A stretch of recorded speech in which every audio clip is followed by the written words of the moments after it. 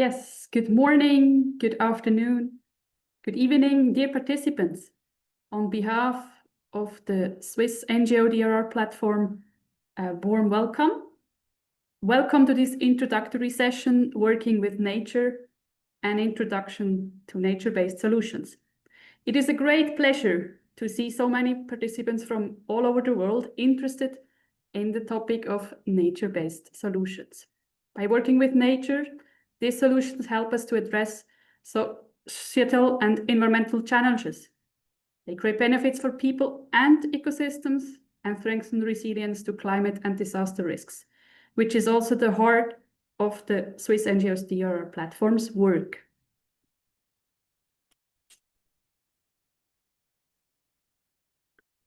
Who is your host during this event? Allow me to briefly introduce the platform, especially to our dear audience from all over the world. The Swiss NGO DRR platform is a network of professionals from NGOs dedicated to increasing the resilience of women and men, communities and governments through disaster risk reduction and climate change adaptation. It works to enhance the quality of services delivered by Swiss NGOs, promotes the development of know-how and experiences, and advocates for risk-informed development, disaster risk reduction, and climate change adaptation. Under the current work program of the platform, a working group of nature-based solutions has been operating since 2020. This with the aim of enhancing the understanding and improving the practices of NBS. I am part of this working group. My name is Johanna Zwalen, and I work for Zoe Environment Network. Together with my colleague Helen Gambon from the Swiss Red Cross, we host this webinar today.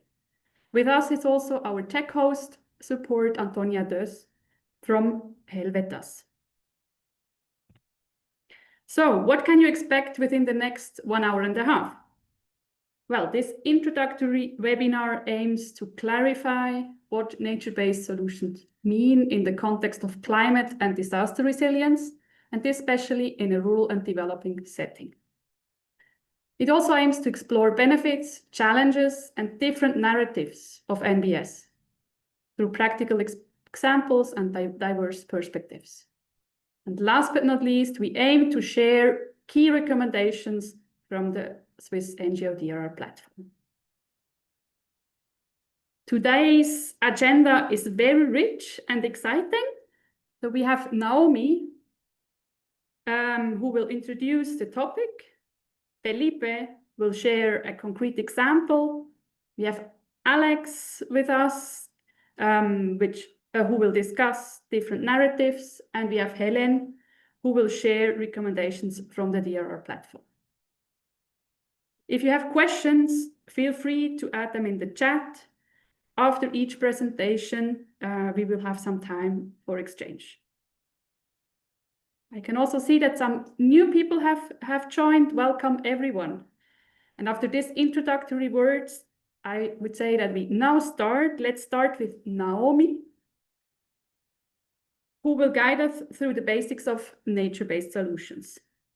Naomi has over 10 years of experience in the water and forestry sector and currently works with the IUCN, the International Union for Conservation of Nature, in the nature-based solutions management hub. Naomi, thank you very much for being with us today and sharing your expertise. You can now start sharing your slides.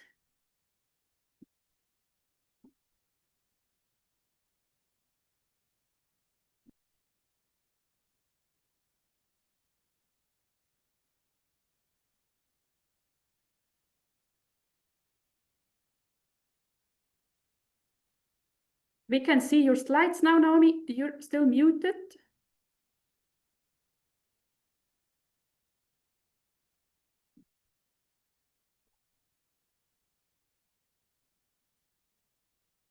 We still can't hear you. Now, can you hear me? Yes, now Perfect. we can hear you.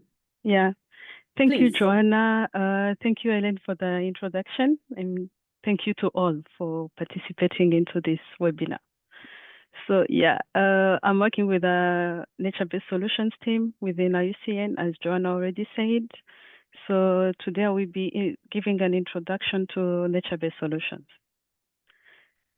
So yeah, so we all know that we are now facing the triple planetary crisis, including climate change, but also land degradation and biodiversity loss. And each one of these is really alarming, but importantly, these are deeply interlinked.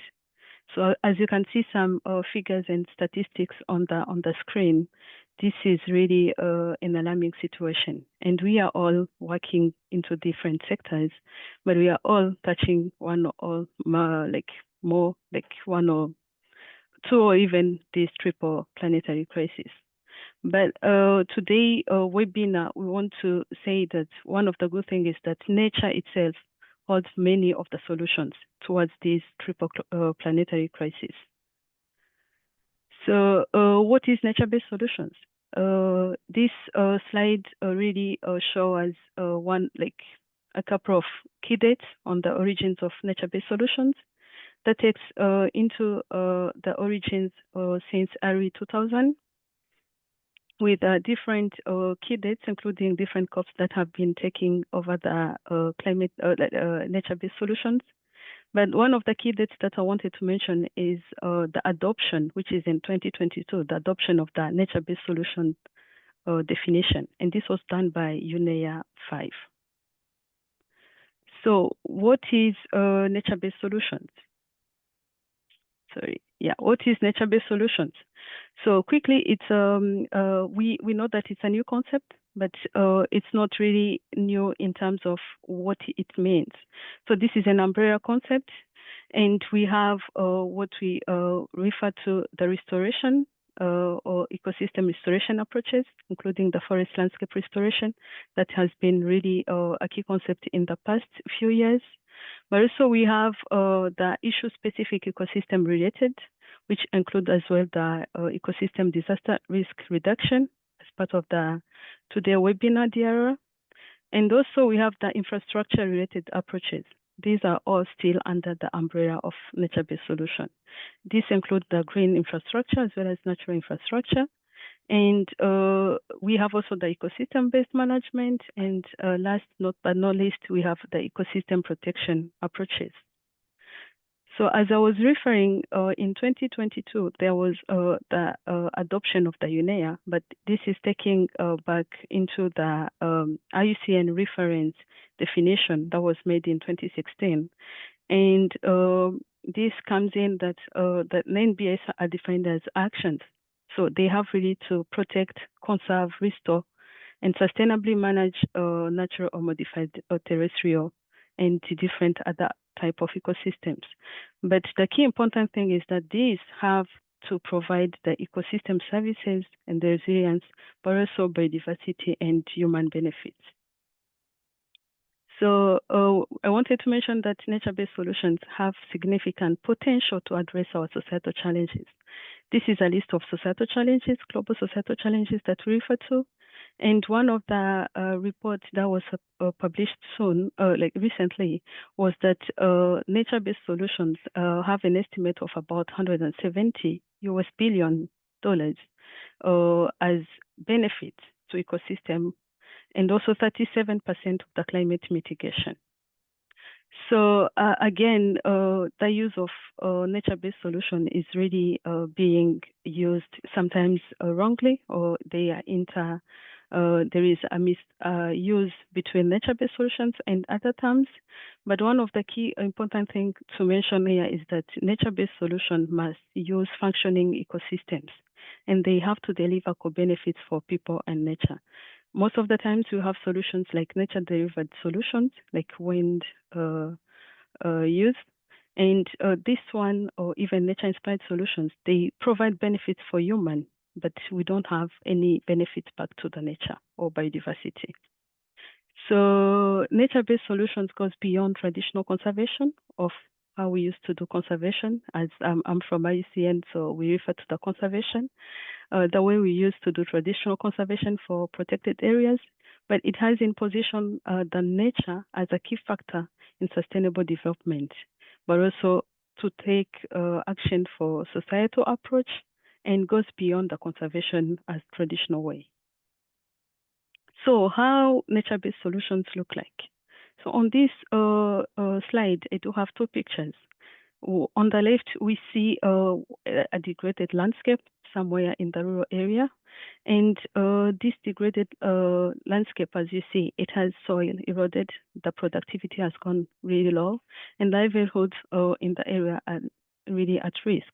But we see also on the right side, the same area after restoration, and we see the vegetation which are recovered, but also farming livelihoods are secured. And we might also say that there is also biodiversity gain. So NBS turn into degraded landscape into thriving ecosystems that support both people and also nature. So again, this is part of also one of the published case study that we published recently from China. And it also shows on the left side again a concept that's of a sponge city, where we see on left a conventional drainage system struggling really with floods, and on the right side we see the same area with restored wetland. And again, this not only benefits the area itself, but also there is a more resilient city that can adapt to climate change while also improving the quality. So on this one, we see again, we might think that nature-based solutions are more adapted to the like rural areas, but we can see that in this we have solutions that are going beyond even coming to the city. So they tackle biodiversity loss, climate change, but also they improve resilience, reduce heat, and enhance the health of the people living in that city and create a better living space. So again, this tackles the triple planetary crisis that we're referring to: biodiversity, climate change, and also land degradation. Again, we often think about nature-based solutions, but we preach it as a complementary approach that comes in as an hybrid approach, where we have a combination of natural area, as I was referring to, but also grey infrastructure, or where most of the times we refer to green and grey infrastructure. And with this, at least we know that there is a direct link for the benefits right away as a green infrastructure, but also the long-term benefits for the natural infrastructure.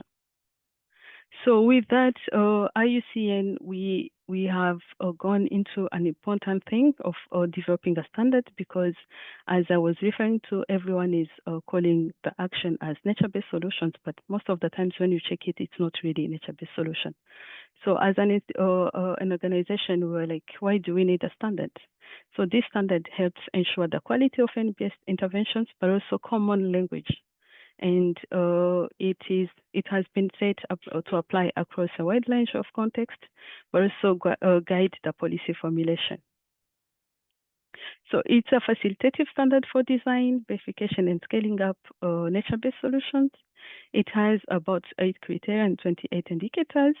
And this is based on knowledge co-creation, conservation science, but also the traditional knowledge. This is really key, because whatever we are doing, at least we are applying our measures within a landscape that has been functioning for a long time.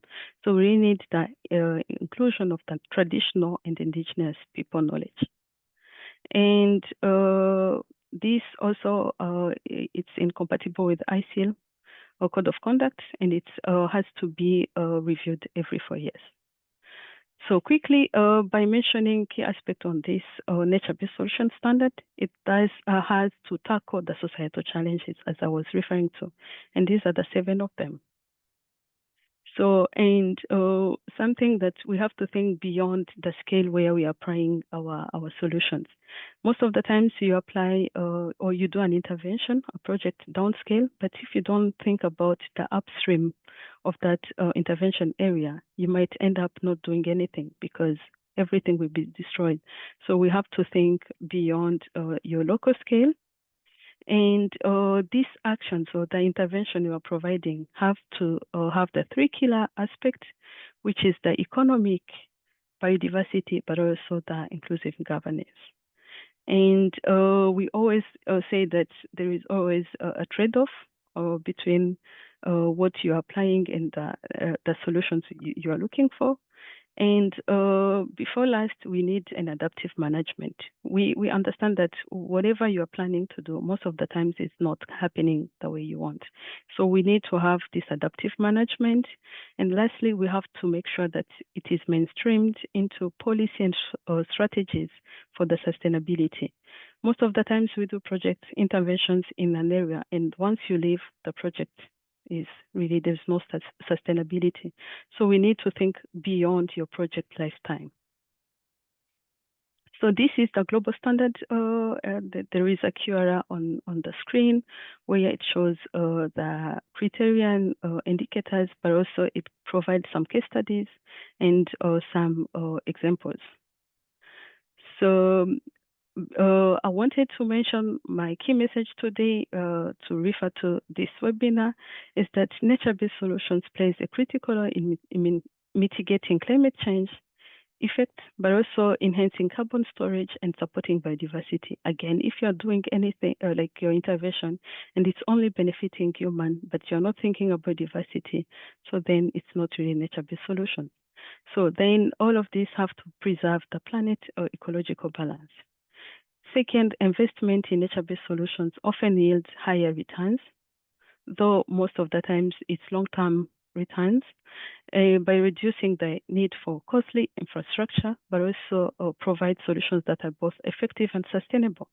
The third point is that by investing in nature-based solutions, we ensure or we reinforce the ecosystem services, not only for the sake of that or either landscape restoration or any activity you are doing, but you are providing much more benefits to the human and biodiversity, including providing clean air, water, health benefits, and also the quality of life.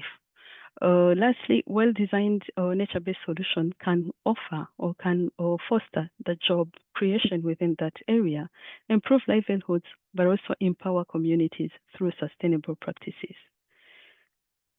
So these are some of the case studies that have been published, but also the standard I was referring to.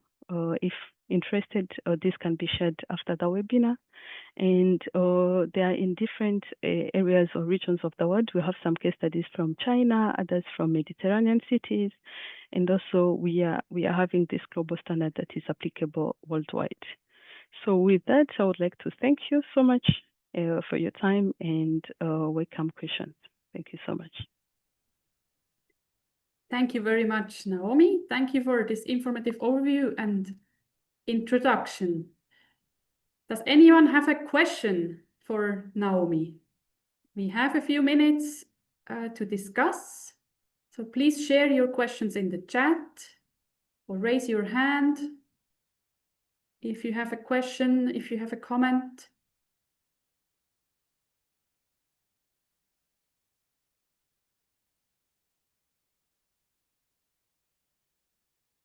You can also write your question in Spanish or in French in the chat. That also works.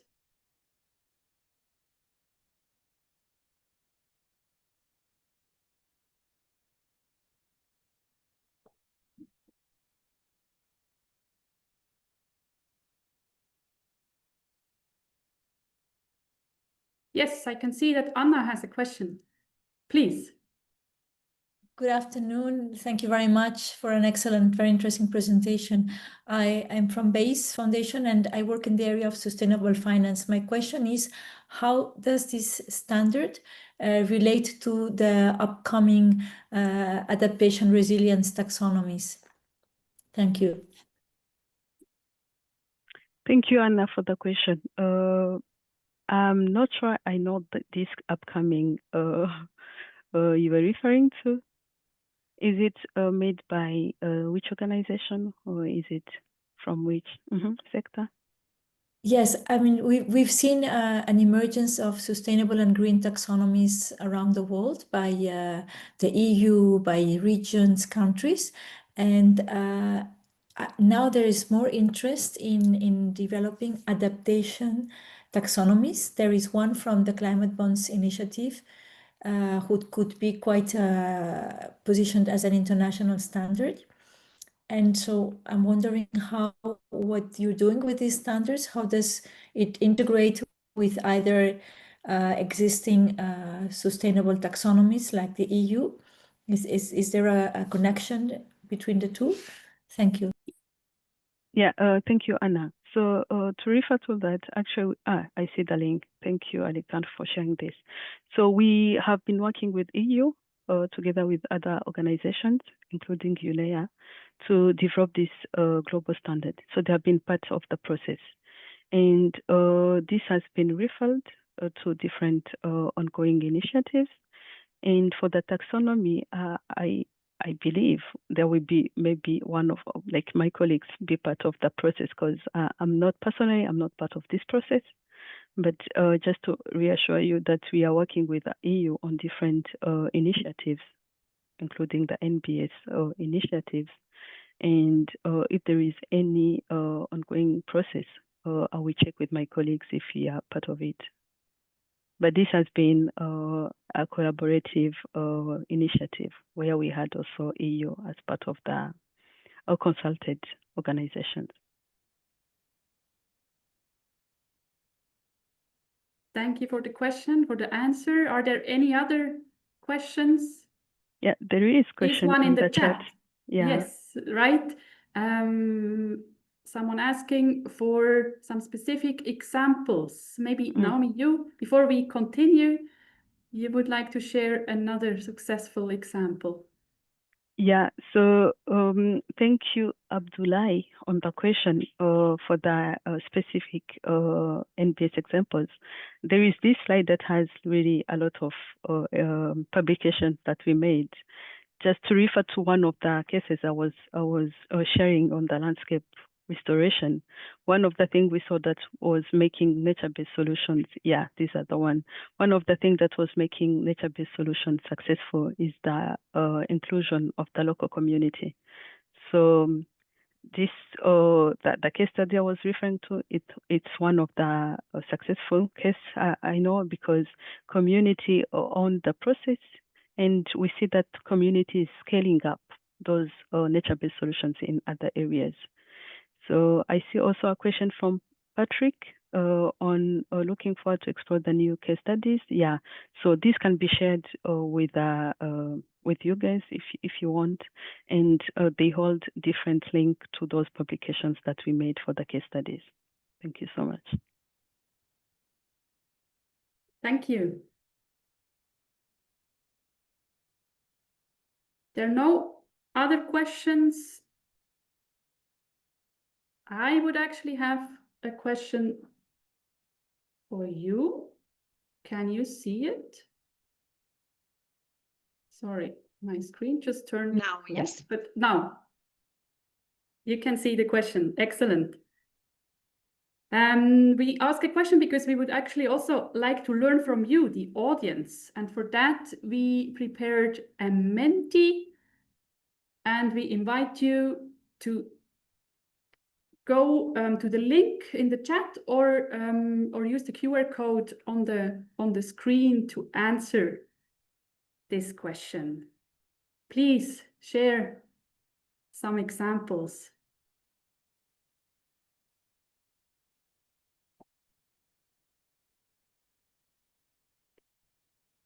I hope you find your way to Menti.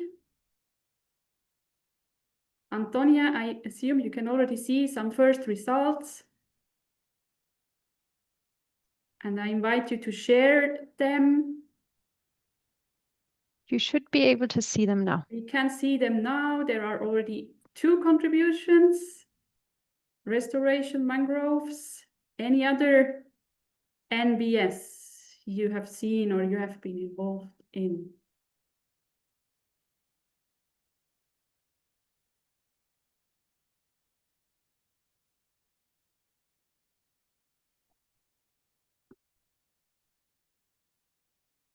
watershed management. Yeah, now we have some further examples. Agroforestry, mentioned several times, I assume. Bioengineering.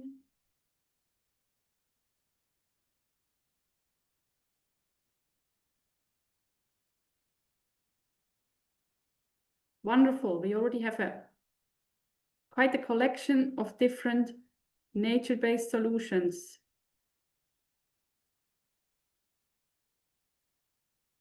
Excellent. Thank you very much for sharing those examples.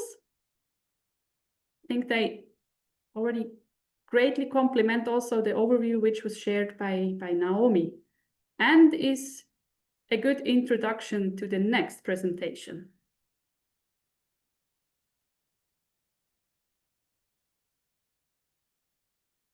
Let me share my screen again, and we will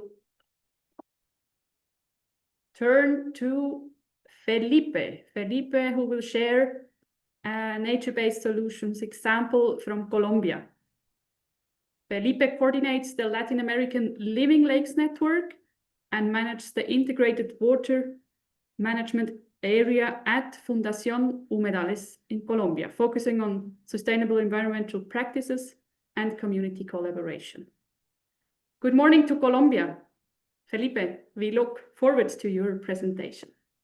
Thanks, Johanna. Thanks, Helen, for giving us the chance to be here with you, sharing our little project about nature-based solutions in practice, basically. Thanks for everyone to be here because of being here. What I'm going to do is to show you a little example of what Naomi just told us about. So again, I'm Felipe Valderrama. I work for Fundación Humedales, a Colombian NGO dedicated to the participatory management for nature conservation. We've been working for 25 years, and here we go. Next, please. I'm going to talk about a project called Bania do Bari. That's the Emberacatillo name that the communities decided that the project should have. In Spanish, it would be Agua de Río para Beber, and in English, it's water from the river for drinking.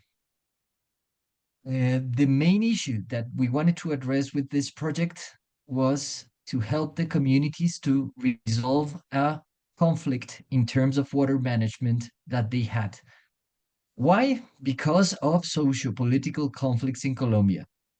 Many of the communities, or at least a part of the community of the Emberacatillo culture, were forced to migrate from their ancestral territories to peri-urban areas close to a little town called Tierra Alta in a region in Colombia called Córdoba, in the northern part of Colombia. So these communities, with their ways of life, had a particular, or have a particular way to manage water. They divided the water sources into two kinds, one for drinking and the other for sanitation. All the sanitation was done in these selected streams for taking baths, for defecating, and, well, complete the whole sanitation process.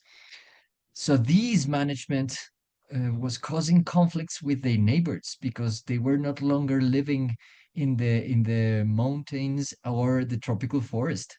They were close by neighbors with Western culture that needed the water resources to function, for drinking, to produce in agriculture. So the conflict was there. It was causing a lot of problems and tension among the communities, the indigenous communities and the neighbors, so that we needed, and they needed, to think of something to address that. We the project took almost 2 years. The total amount was about 370,000 euro. And it had an interesting innovative component, nature-based solutions for the renaturalization of water with a technology called Renaturwat. The beneficiaries, as I said, were Embaracatio communities in peri-urban areas close to Tierra Alta in the high Sinu River in northern Colombia. Next, please. Many people worked. We worked with the Spanish agency for international cooperation for development, and we work with URRA, public and also private company, a hydropower regeneration company that was very important, basically for the sustainability of the project in the middle and the long term. Of course, the Vera communities, we work with 3 communities, Tuistuis, Los Placeres, and Manantiales. We work with a Spanish NGO that was the general coordinator of the project and the original recipient of the funds from the Spanish agency. There was us, Fundación Humedales, Universidad Politécnica de Valencia, the developer of the technical innovation, the Renaturwat, Accentua, a private sector company that helped us running the global nature-based solution standard of the IUCN, and Living Lakes Latam, which are networks of organizations that work towards wetlands and lakes conservations around the world.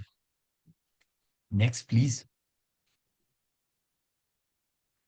The project had 5 components. One was to build the capacities within Fundación Humedales to design and install these innovative units called Renaturwat.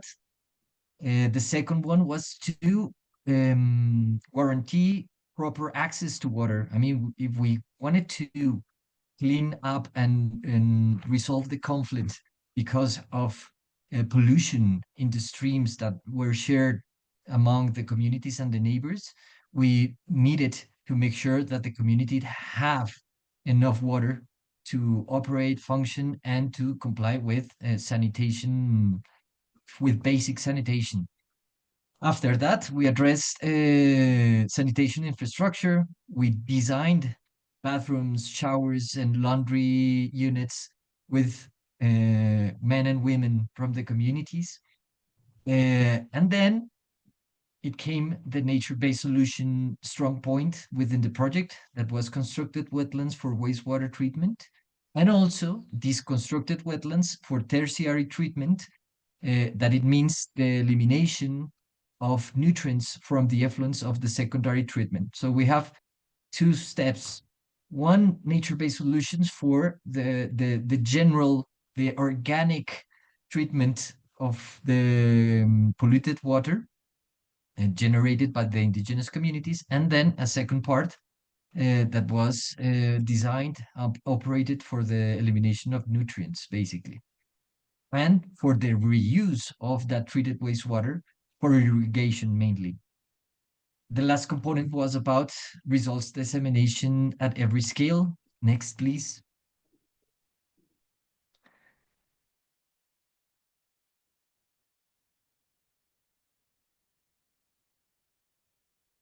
And in the meantime, while we were doing all that, we implemented the IUCN Nature-Based Solutions Global Standard. I guess we were one of the first, and we noticed a couple of things about the implementations when you are dealing with green infrastructure and natural infrastructure, which was what we were doing. I won't go through the graphics because Naomi already explained them, but the recommendation on this topic is that projects should have the resources, or the team should have the resources to apply the global standard during formulation periods. Why? Because fulfilling some criteria demand resources, humans and economic resources, and if they're not available within the project, it will be very, very hard to fulfill the criteria. For example, one of the criteria within the standard that we had the low results, the low qualification was on biodiversity net gain. And the number doesn't reflects the reality. We know that we are generating biodiversity and we are attracting biodiversity because constructed wetlands are wetlands. So they represent habitat for biodiversity, but we couldn't measure it. And that should be addressed in budget lines to have enough resources to address the criteria. Depends that the criteria are in the basis of the formulation, are included in the basis of the formulation of the project.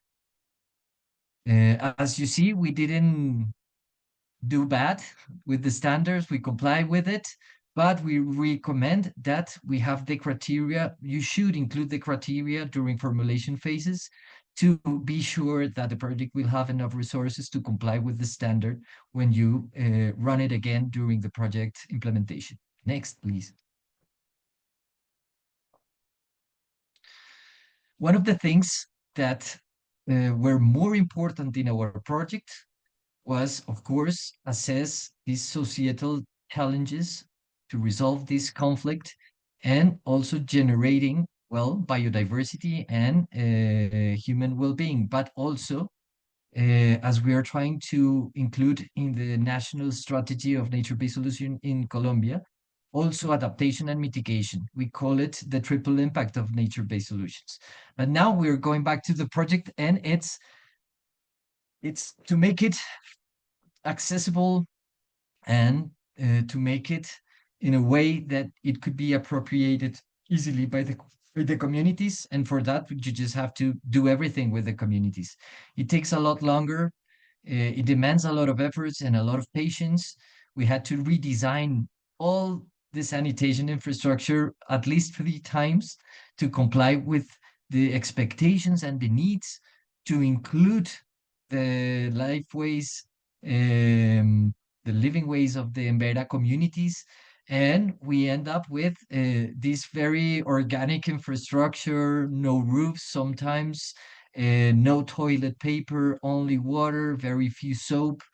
Of course, they were designed separately between women and men, because women and men, I mean, going to the bathroom, to take a shower, to go to the river and to clean themselves, they do it as groups and of women and men. So we had to design different infrastructure for women and men.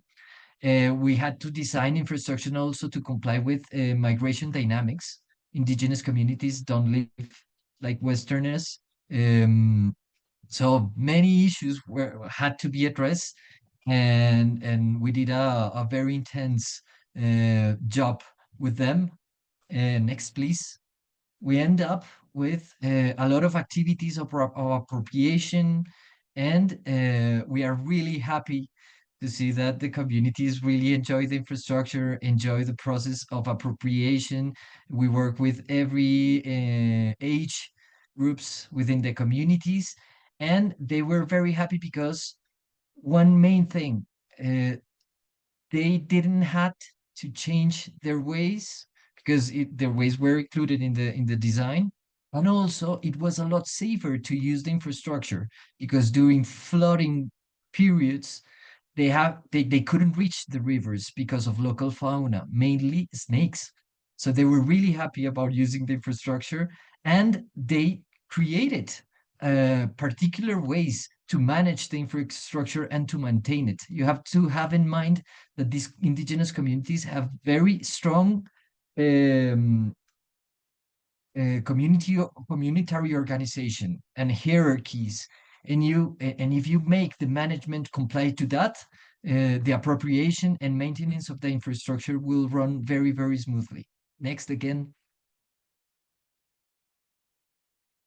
More pictures about well, this one in the top left, in the top right, sorry, was very well appropriated. There were laundry units. They loved them because of the same reasons. They couldn't reach the river to wash the clothes during flooding. and we simulated the process that they use when they went to the river. So we filled these small pools with clean water. They collected it, they cleaned the water, and of course, all was connected to, next slide, please, our nature-based solutions, which were constructed wetlands, superficial flow with floating macrophytes for the treatment of mainly organic pollution from the wastewater generated by the sanitation infrastructure. And after that organic treatment, we treated that effluent with a second nature-based solutions installed for the first time at real size scale in the world. And that infrastructure, those units were also constructed wetlands, vertical flow constructed wetlands, and they were the porous media of the constructed wetland was dehydrated sludges generated in drinking water purification plants, because though the sludge that is generated there, it's rich in alumina, and that alumina attracts and traps phosphorus, and because of the hydraulics within the system,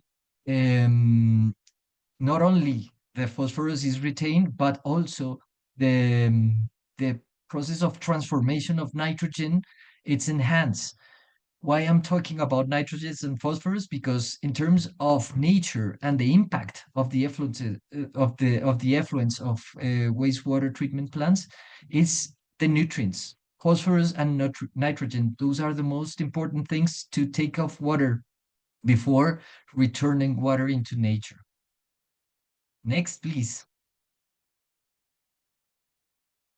The results were amazing. We had like removals of 94, 93% of phosphorus, of total phosphorus, and removals up to 80% of nitrogen. Most of the data that we measured in the outlets, the final outlets, were below the detection range, and 100% of the water that was treated was used for irrigation of fruit trees, horts that were for the usage of the communities. That helped also to develop a very simple model, complying, of course, with regulations for reusage of wastewater or treated wastewater. We created a model to reduce the needs for request for permission to discharge treated wastewater into nature to the environmental authorities that can generate a huge risk in the projects. So it was an optimal solution. And next, please. And the general conclusions and recommendations is that, of course, because they are nature-based solutions and they have to be translated into human well-being. In this case, safe water for everyone, cleaner water for everyone, and they have to include migration dynamics, at least when you're talking about indigenous communities. And also, one very important thing is to address and to understand, to really understand the hierarchies and the community's organization. It's very strong, it operates very well, but you have to know it and you have to comply with it. The second thing that we wanted to mention is that that because if you want to implement the global standard, you should include the criteria when formulating the project. And to do so, the local partners need indirect costs to formulate with the help and resources to include that. The standard, it's a little bit complex, it's very complete, it's really nice to do it, but it demands time, and of course you need the human resources and the time to do so. So we recommend that some of the indirect costs of the project should go to the local implementers, so they have enough resources to address that. In the third point, we had to deal with climate change events.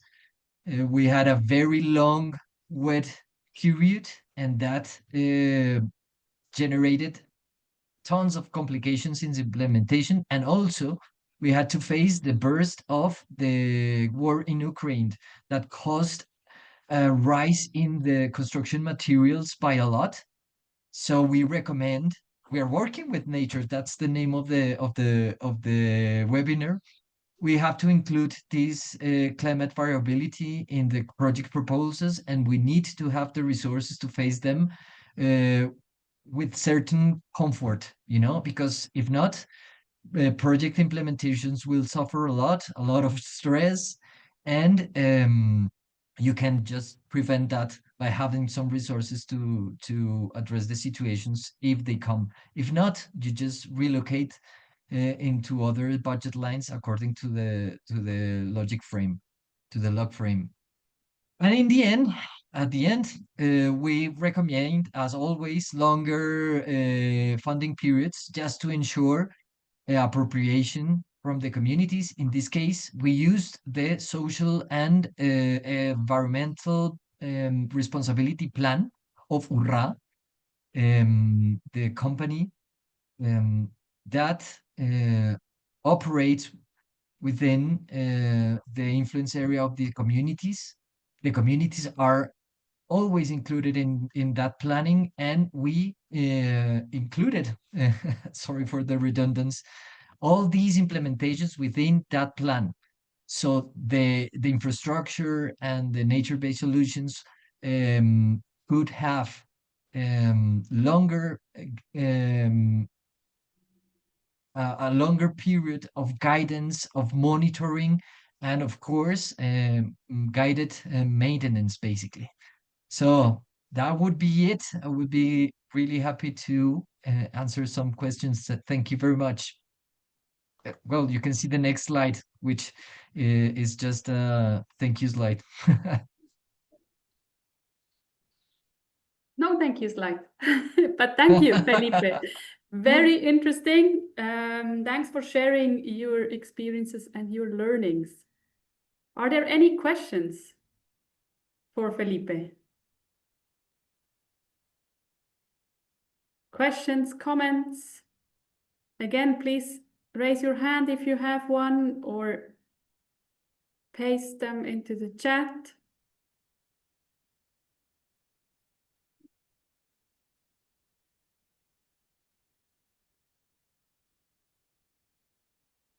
Yes, there is a question from Ali. Yes, you said we should have a good monitoring for and foresee resources for that baseline. What benefits would that have brought? I mean, I can see the line would have been greener, and then IUCN would have been happy. This is a near perfect nature-based solution, but otherwise for the project? Yeah, I mean, that's that's a really good question, and it's a question about how the world is reading and understanding nature-based solutions. The strong thing about one of the strongest things about nature-based solution is that many things can be called nature-based solutions, but that also a weakness of the nature-based solutions. So design this global standard to make sure that the nature-based solutions are addressed in a similar way, and there's a common language to understand what a nature-based solution is. A nature-based solution should represent, no matter what you do, perhaps you're doing green infrastructure or conservation, protection, restoration, whatever, it should imply a, um, a biodiversity net gain, and you should monitor that. Monitoring biodiversity, it's expensive. So it should be included in the log frame and in the budget lines of the project. If you don't do it, you cannot address it during the project implementation. But of course, I mean, it's just a tool to ensure that you are really implementing a nature-based solution. Thank you. And I can see that it's Alex also already responding in the chat. It almost also leads to his presentation, which will follow soon. But I can see that there's another question regarding the sustainability of the project. How do you evaluate it? We're just well, we assess it by including the project in the social and environmental responsibility planning of this company that will be there forever, or at least for many, many, many years. You cannot leave the project alone. It should be immersed in a bigger plan, and a bigger and a longer approach to the communities and to generate for real development. Because if you don't do it, you're just doing I forgot then the word in English, sorry. Asistencialismo. Um, Charity instead of development. So you have to include the project in a bigger idea. It cannot be alone. And that's also integrated in the concept of, for example, ecosystem-based adaptations. Nature-based solutions cannot work by themselves alone. They have to be immersed in a bigger plan to understand the territory, to understand the dynamics, and to address many, many problems while adapting and also generating human benefits. And additional to that question, what is the role? How can the community contribute to that as well? Well, the communities contributed a lot. Well, for example, they did most of the construction because the implementations are very, very easy and simple. Of course, they get complicated when climate don't help you out. If it's pouring rain, it's difficult to build things. But besides that, communities donated a lot of working hours for co-design of the infrastructure, for the implementation of the infrastructure, and also they are also committed with environmental responsibility and to mitigate the conflict with their neighbors by treating and using this, reusing this treated wastewater in order to increase life quality for everyone in the surroundings. Thank you, Felipe, for explaining this further. I can see that Patrick has another question. If it's a short one, we have time, but then I suggest we move on. Very short. Thank you Is it for short? letting me ask. First of all, thank you, Felipe, for the great presentation. It's a really wonderful case study. Just a brief question on the NBS self-assessment tool. You mentioned some aspects on it, but could you give a little bit more feedback on the user-friendliness of the tool? Do you have any reflections or feedback on the tool? Well, first one, the biggest one was that the tool was designed to address projects related to protection, restoration, and conservation instead of infrastructure. The scale that the scale that is addressed in the assessment tool, the questions and the criteria are directed to implementations in a regional scale. So for infrastructure, for local implementations, it was a bit hard to make the adaptations and to give proper answers to the questions. Okay, so that's the first one. And the second one, it's you should run it before you implement the project. You have to run it during formulation, so the project have enough strength and tools to address the standard when implementation. It was a little bit long time ago when we implemented, but we wrote a paper on it. So if you want, we can share you the paper that we produced on how constructed wetlands are nature-based solutions and how they do when you apply the IUCN criteria for the global standard, and also some other standards on nature-based solutions. If you want, you can write me an email. I will write my email there in the chat, and I will be happy to send it to you. Excellent. Perfect. Thank you. Thank you. Let's move on. And I would actually also still have a question for all of you as well. But since time is running, I suggest that we move on, and I let you reflect on the question individually, if you agree. Let's move on. Let's move on to Alex. Alex, who will speak about the different narratives, frames, and horizons to nature-based solutions. Alex has a background in interdisciplinary applied conservation science. He has been leading an evidence synthesis on NBS impact with the Nature-Based Solutions Initiative at the University of Oxford recently, and currently works as a specialist within WWF UK's Nature-Based Solutions Accelerator. This is an interdisciplinary team and dedicated to helping NBS initiatives become investment ready. So, Alex, the floor is yours. Thank you, Joanna, and hello, everyone. It's wonderful to be here. I hope you can hear me well.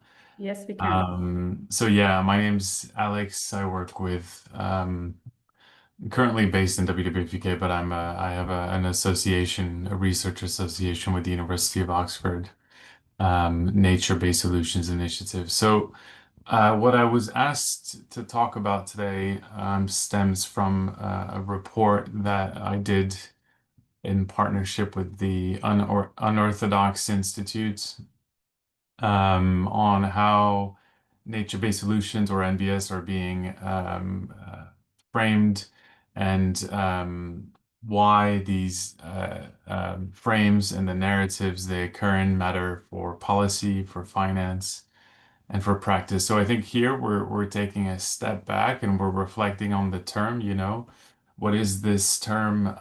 We understand now the standard, but the use of the term and who it is used by reflects important narratives that are useful to unpack. So you can move on to the next slide. Thank you. So in the next 10 minutes, we'll cover four things. I'd like to discuss how nature-based solutions are framed or represented in dialogue, if you will. What are the dominant ways in which they are discussed? And in turn, how do these narratives, or the ways in which they're discussed, reflect important issues in environmental governance?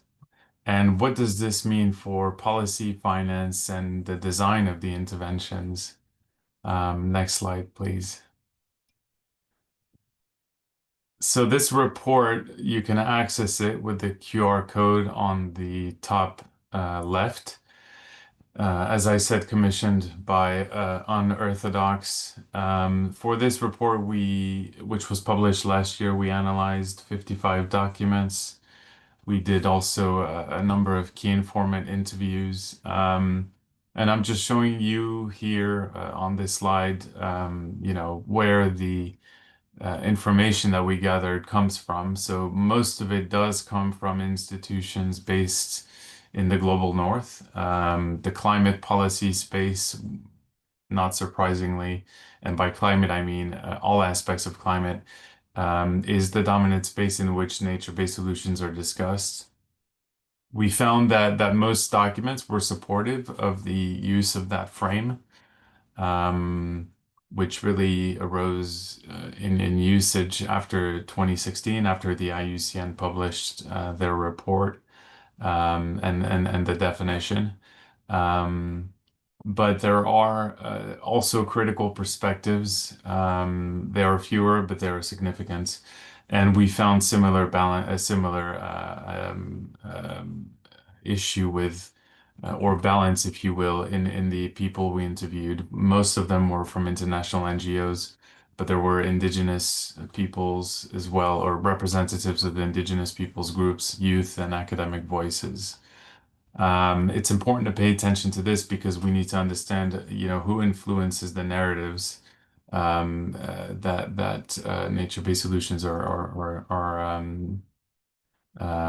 discussed in. So next slide, please. That said, I do want to state that it is recognized that nature-based solutions as a concept is valuable because by design, it cuts across silos. For example, between conservation and the development community. It promotes systemic thinking about climate, biodiversity, disaster risk, and development. It's about creating a shared language across sectors. And in line with the IUCN standard, it's about emphasizing how benefits can be for people, for biodiversity, as well as equity and safeguards. And importantly, the concept has the potential, as I will discuss, to open up the space to different perspectives, as well as linking the more local space with more global frameworks and policy discussions. Next slide, please. So why are we talking about, why was this report interested in narratives instead of just, technical design? Well, because as I said, the narratives, how we talk about things influences how we define the problem, and it influences what solutions we pursue. So if you take disaster risk as an example, if we talk about disaster in relation to hazards like storms or floods, then we might tend to focus on the technical solutions like dams, levees, early warning systems. But if we instead adopt a framing that is focused more on social vulnerability, we might focus first on poverty, unsafe housing, lack of rights, and so forth. And the solutions in turn might be different.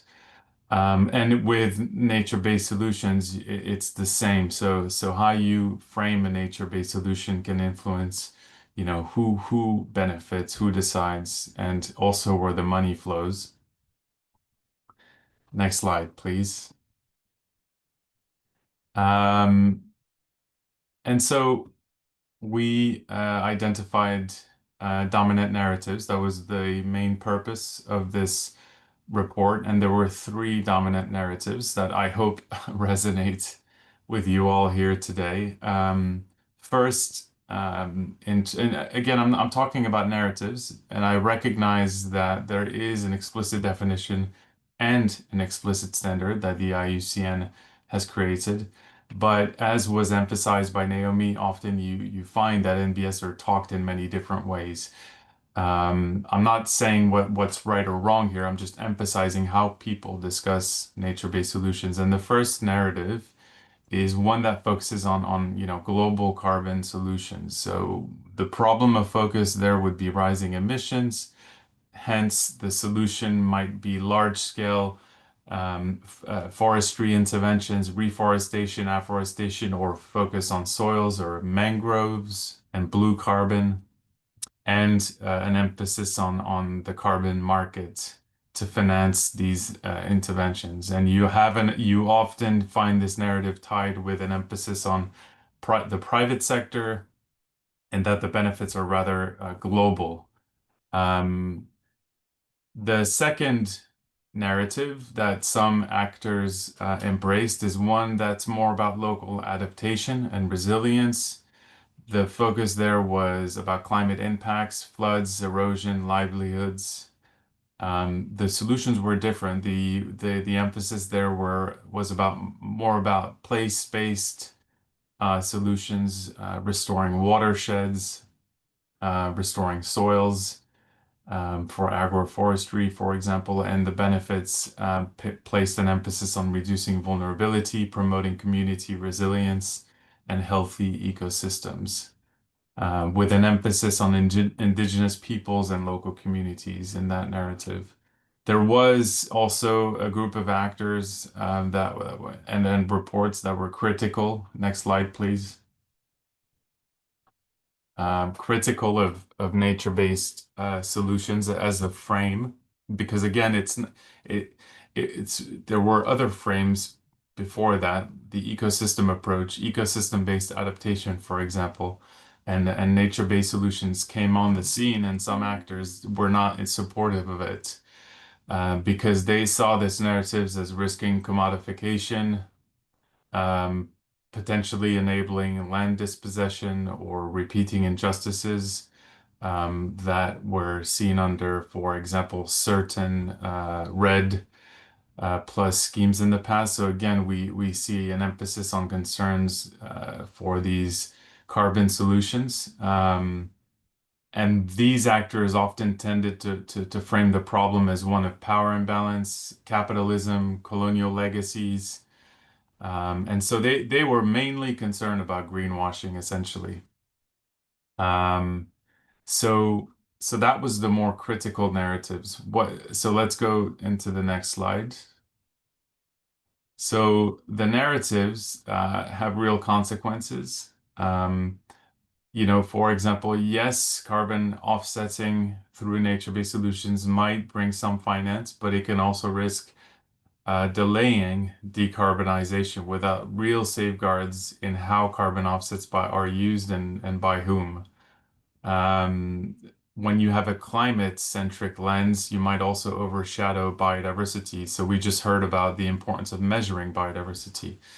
If you don't focus on biodiversity outcomes equal to social outcomes, and you don't measure the integrity of your ecosystem, you might miss very important things that underpin the resilience and the effectiveness of your solution.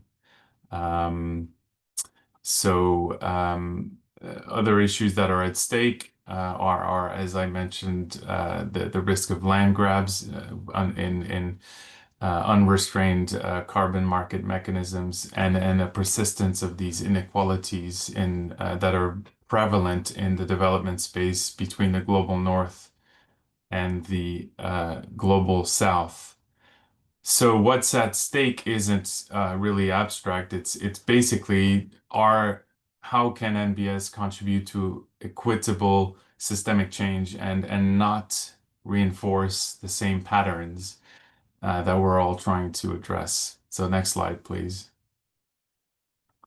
So old divides. Oh yeah, and I forgot to mention that basically these divides I should mention they're not new. They're old. They do reflect long-standing divides in environmental discussions. So yeah, NBS did not create these divides, but through NBS they come to the surface again.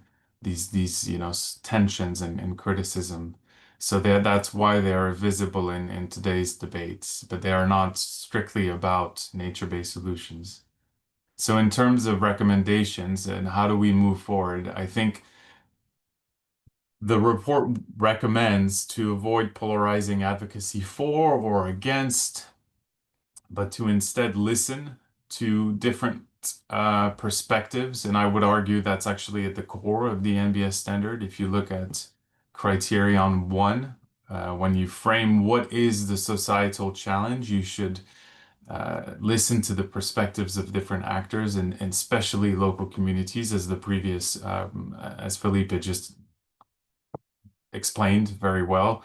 I think we would the report emphasizes the importance of strengthening capacities for just and transformative practice, and to also ensure that not just practice but also policy is inclusive. So these policy processes that happen in other spaces, like in COP30 in Brazil, the upcoming one, or the Convention on Biodiversity convention.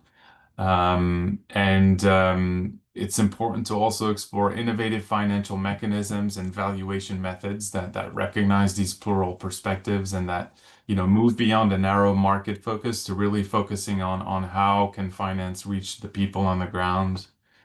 And the report also puts an emphasis on how do we foster collective reflection and systems thinking across sectors. Next slide.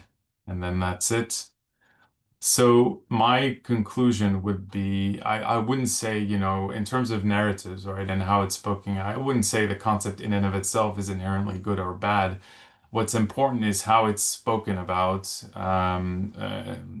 what power relations influence NBS practices on the ground, and what are the safeguards that will eventually determine whether it's applied in the right way. So basically following the IUCN standard, essentially, and in order to avoid reinforcing business as usual. So that's it for my presentation, and I hope that was clear, not too technical, and I'm happy to answer questions. Thank you, Alex. Thank you for reflecting on different viewpoints and sharing your recommendations. Are there any questions from the audience? Questions or comments for Alex?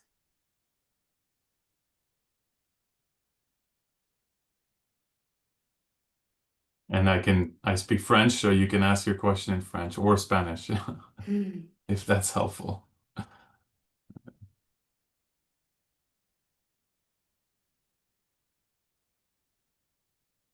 Any reactions? Some clapping. If there are no questions at this space, people can answer them in the chat later on, and I'll answer. Yeah, exactly. If some questions pop up later, please paste them into the chat. Alex, you will be still among us. Yes, please, there is one question. Abdullah. You have your hand raised. We can't hear you yet.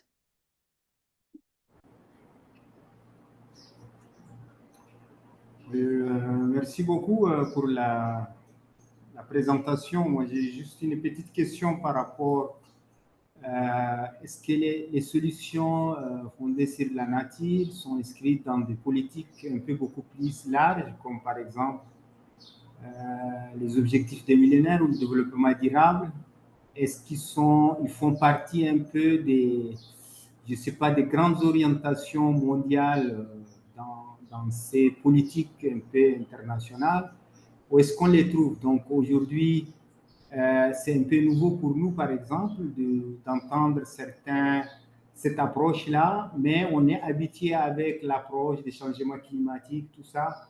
Où est-ce qu'on peut placer ces événements dans la politique internationale? Merci. Ouais, c'est une bonne question. Joanna, should I answer in English or? Yes, actually, and it would be good if you could shortly repeat the question as well in English. Okay, sure. So basically the question is, are nature-based solutions explicitly incorporated in international policy agreements, the SDGs, or the agreements that come out of the COP conventions for biodiversity or climate. On climate, yet they are explicitly mentioned in UNFCCC agreements. I think maybe the first time they were incorporated was in COP 26, but don't take my word for that. We need to check. But yes, the UNFCCC explicitly recognizes the term. So that's the UN Framework Convention on Climate Change, and also the Convention on Biological Diversity text includes a reference to the term. And there are other international agreements that explicitly mention them, but I can't think of them off the top of my head right now. But yes, oh, and of course, the UN Environmental Assembly, I think it was in 2022 that they defined nature-based solutions through so it's a definition, if you will, that the UN embraces for nature-based solutions. Yes, within Europe, we also have the European Commission that uses the term a lot, including for a lot of the work that is funded within Europe. So yes, and I'm sure there are other agreements that explicitly discuss it, but I'll have to get back to you on that. It's important to say also that the NBS, the way the IUCN defines NBS is based on the ecosystem approach. And ecosystem-based approaches have been around for quite a long time. In the Convention on Biological Diversity. So yeah, so good question. And thank you for explaining this further. If there are other questions, leave them in the chat. I would now like to introduce you to the next and last speaker, Helen Gambon. She works as a climate change adaptation advisor for the Swiss Red Cross and represents the Swiss NGO platform here in this webinar. She will now share with us principles and recommendations from the platform. Thank you, Hannah. Good afternoon, bonjour, buenos dias. It's my pleasure to present to you the principles and recommendations on nature-based solutions on behalf of the working group on NBS of the Swiss NGO platform. We developed this document to provide an orientation within this jungle of definitions or application modalities and narratives that we are trying also to uncover a bit in this webinar. And as you will see, many of the aspects that we have also already been mentioned by our speakers. So it seems that our reflections also resonate with stakeholders beyond the Swiss NGO platform. Next slide, please. When it comes to definitions, we also refer to the same definition already mentioned by Naomi or just now by Alex. It's the definition approved by the United Nations Environment Assembly.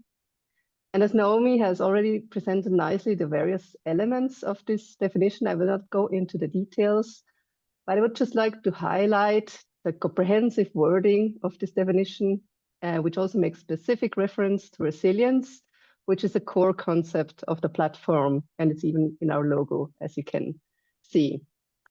Next slide, please. We have defined 5 principles that we believe should shape our thinking within the platform on NBS. And these principles are broad enough to accommodate the diversity of our member organizations, but also specific enough to provide a clear guidance. And for each principle, we have also formulated concrete recommendations on how to put the principle in practice. Let's now have a look at these principles and recommendations in detail. Next, please. Principle 1 refers to the diverse frameworks that exist on nature-based solutions. Here we see just a few examples, such as the IUCN Global Standard that we heard before from Naomi. But we also have guidelines by WWF, the NBS Initiative, or the World Bank, and there are many more.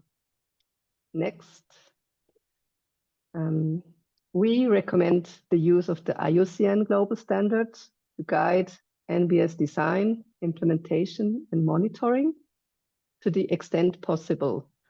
And to the extent possible is an add-on I would like to highlight. We do not expect every member organization to stick to the letter of the global standard. For instance, some of our members do not work yet on a landscape level, but rather at a household or critical infrastructure level. But we encourage everyone to get familiar with the global standards and be aware of the different criteria to be considered for effective NBS programming. And on the other hand, we promote the use of the Swiss NGO platform's valuation guidance for NBS. This guidance supports participatory evaluation of NBS to compare the benefits and costs of NBS versus non-NBS across 5 dimensions. So it's not only looking at economic cost-benefit analysis of nature-based solutions, but also taking into account costs and benefits that can incur in the social, in the environmental, governance, or climate disaster resilience dimensions. If you are interested in learning more on evaluation guidance, I encourage you to participate in the webinar that is taking place tomorrow, Thursday at 1:30 p.m. Swiss time. The guidance and related rapid evaluation tool will be presented there in more detail and can also be found on our website. These 2 guidances, just go back again. Yeah, these 2 guidances are complementary to each other. The use of one does not exclude the use of the other. I think they're really not meant to be either or options, but go hand in hand. Now, next slide, please. As Alex has shown very nicely in his presentation, there are various narratives and positions on NBS, and he grouped those along 3 main narratives: the mitigation narrative, the vulnerability narrative, and the critical narrative. And we added the conservation narrative to account exactly for these specific differences it may have vis-a-vis the mitigation narrative. That also, to put it very simply, it's of course in reality there are much more nuances to this. The objective of NBS within the conservation narrative is to conserve and to protect, restore the environment, while the focus within the mitigation narrative is on reducing greenhouse gas emissions and putting less emphasis on biodiversity outcomes of solutions. Next.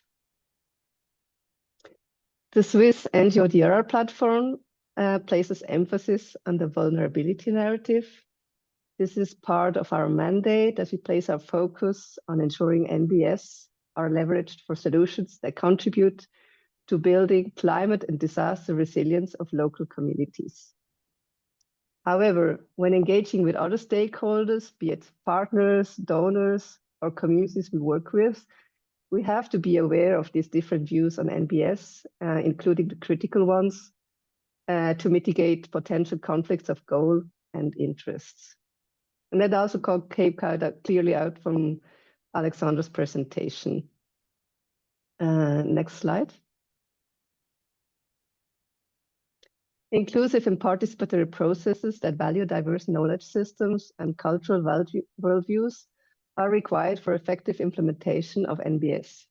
This means that we must first recognize that there are no one-size-fits-all solutions. NBS must be tailored to ecological, social, cultural, and governance contexts to be effective. And second, we must ensure that local voices are not sidelined by international discourses and global or northern knowledge to secure just and equitable design and implementation of NBS. And last but not least, we must be aware that not all think of human-nature relationships in a dualistic way. For many indigenous peoples, human-nature relationships are rather characterized by interconnectedness. NBS solutions should take such worldviews into account, and Felipe has highlighted this also very nicely. The next slide, please. A systemic approach to NBS implementation is essential to maximize impact and effectiveness. This involves adopting a holistic cross-sectoral strategy that integrates NBS with broader environmental, social, and economic frameworks. This means meaningful coordination across sectors, aligning with relevant policies, and engaging diverse stakeholders to ensure that NBS are embedded in broader planning and implementation processes. At the same time, it's also important to define system boundaries. We cannot take everything into account. We have to delimit the geographic, ecological, and social context to identify or define the specific challenges to address and guide the scale, scope, and stakeholders involved in implementation. Objectives and outcomes have to be reassessed throughout the life cycle of the NBS to ensure its ongoing functionality and effectiveness. And we have to understand trade-offs and co-benefits to inform decisions on NBS. Next. And as a fifth and last principle, we believe in the importance of upholding a human rights-based approach to NBS implementation to ensure ethical and equitable outcomes and to protect local communities or community members from displacement or marginalization. For example, land and resource use rights, even if not legally formalized, should be mapped, recognized, and integrated into project planning. And we recommend also involving marginalized groups, be it women, youth, ethnic minorities, or others, in the design, implementation, and monitoring of NBS activities to ensure equitable distribution of benefits and participation in decision-making processes. Next slide. The Swiss NGO-DR platform's aim is to reduce vulnerability and to build climate and disaster resilience for and with local communities while tackling climate change and biodiversity loss and ensuring social equity and livelihoods with long-term sustainability. And we are convinced that aligning NBS implementation with these principles I just presented will enhance NBS effectiveness to achieve these objectives. We will review this principle and recommendations after the learning days and annual event and publish them afterwards on our website. And with that, I close my presentation and ask Johanna, do we still have time for questions or comments? Thank you, Helen.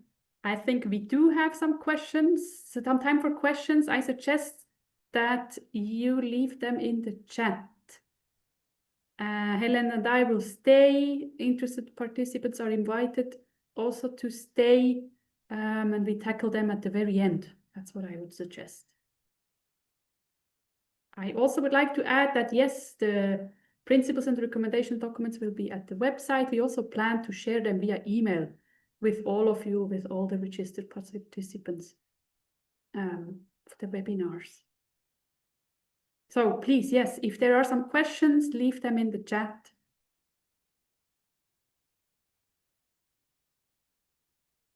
If not, as we come to the end of our webinar, let's still take a moment to reflect on today's presentations and discussions.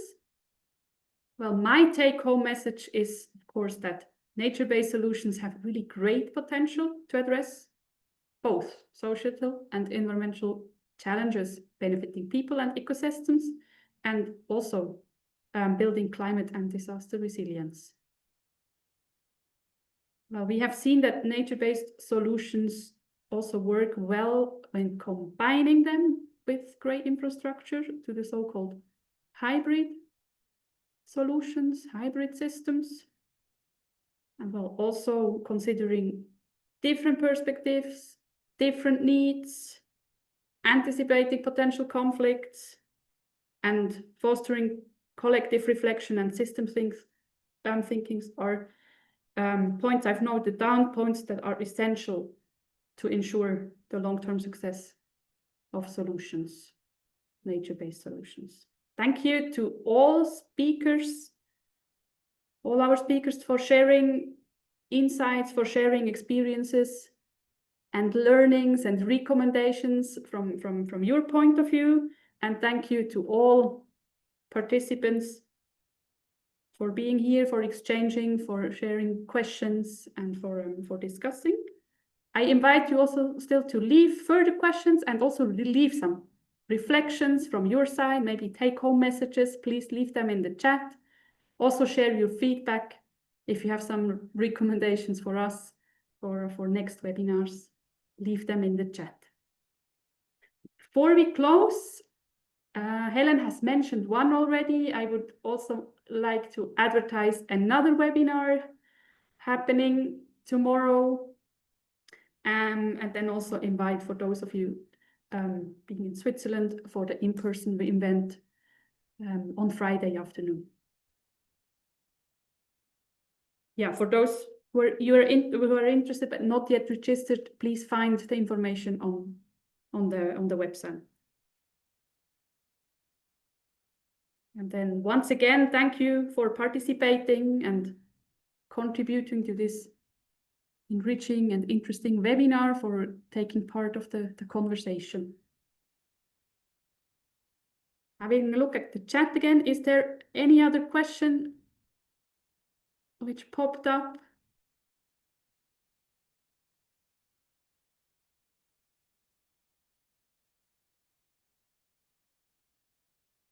I don't think so.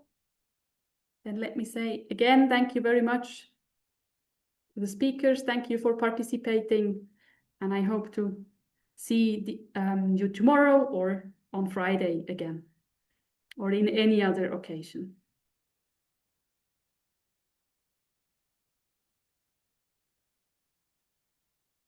Thanks so much, everyone. Thank you. Goodbye. Thank you. Thank you also to the translators, and thank you to you, Antonia, for supporting us with the technical stuff.